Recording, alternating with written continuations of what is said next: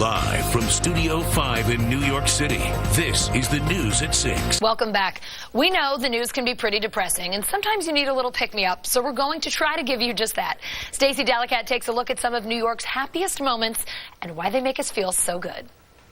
The New York Yankees, world champions, team of the decade, most successful franchise of the century. From the greatest wins in sports to epic concerts to historic holy visits, New York has had its share of happy moments. What we're talking about are things that engaged many of the residents of New York City in different ways, in an exciting, delighted, gleeful way. It was positive. We asked cultural historian Libby O'Connell to help us curate some of the highlights, and she started with August 14, 1945, VJ Day, the end of World War II.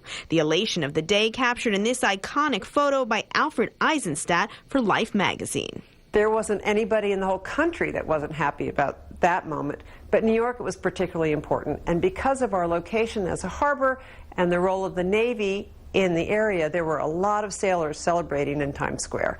That's where you get that wonderful photograph of the sailor kissing the girl as she passed by.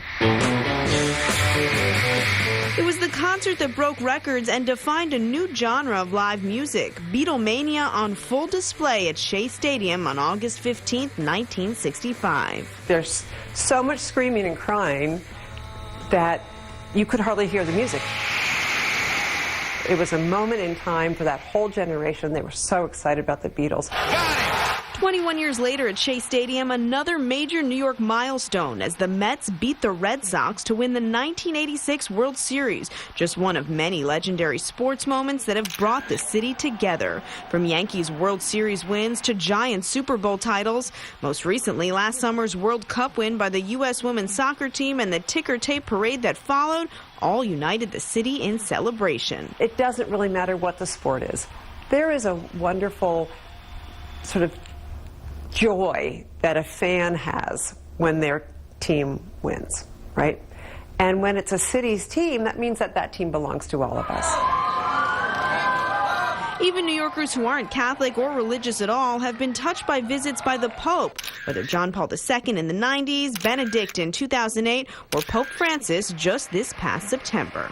He was so warmly greeted that people came out to see him who had not planned to do that. They realized this is a moment, this is an historic moment. He talks about tolerance, he talks about unity, he talks about the themes that are so important for our city. While the excitement of Pope Francis's visit is still fresh in a lot of New Yorkers' minds, we've had plenty of happy moments since then, and there's no question New York will have many more happy moments going forward. I'm Stacey Delicat, Fox 5 News. All right, I feel a little more uplifted. Joining me now, psychologist Dr. Ben Michaelis.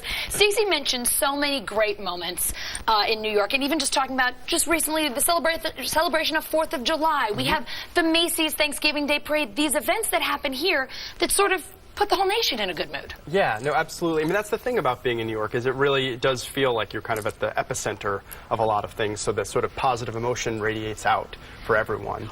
What is it about some of these events, though? Like when we talk about celebrations like a holiday celebration or the Thanksgiving Day Parade, we know everyone's excited Santa's coming out for the first time. What is it about these events that kind of inspire us? What's going on there psychologically?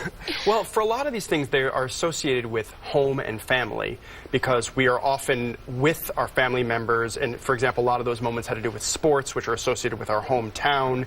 So there's a lot of pent-up emotion around these different events. And when something good happens, there's a tremendous outpouring of raw emotion around these things as a result. You bring up sports, and we think of these moments like Mike Piazza hitting a home run for the Mets right after September 11th, George W. Bush throwing out that first pitch at the Yankees game in the World Series again after September 11th, a time when our nation was so down. And those simple sports moments, I mean, they weren't simple, but those sports moments lifted us. What is it? I mean, sports seem to do it like no other. They really do, because they're associated with these things, and when we're really down and there's a lot of bad things happening in the world, we're looking for something, we're looking for hope. And those moments where we're all together, that's the other thing about sports, is you tend to watch them in a group, and we all feel more stimulated when we're around other people. And all of those other divisions, they're all gone. And it gives us something to cheer about, because in the moment, wherever you come from, it doesn't matter if we come from different sides of the aisle, if we come from different religions, if different politics. In that moment, we're just New Yorkers, and we're just there to do the same thing, which is to root for teams. So it brings out all of that good stuff. I like one other thing you explained to me earlier. I'm a sports fan who goes like this every time my team does something great. That's a psychological, biological response? That is a natural reaction. You can see this, it's a cross-cultural reaction. Whenever something really good happens that you cheer about, you automatically do this. And you can see it in little kids as well. Yeah. And it's just a natural experience of showing joy physically when something like that happens, which is so wonderful. Thank you so much for coming in today. I hope that we give our viewers a little bit of this. Indeed. We all needed it. Absolutely. Thank you so much.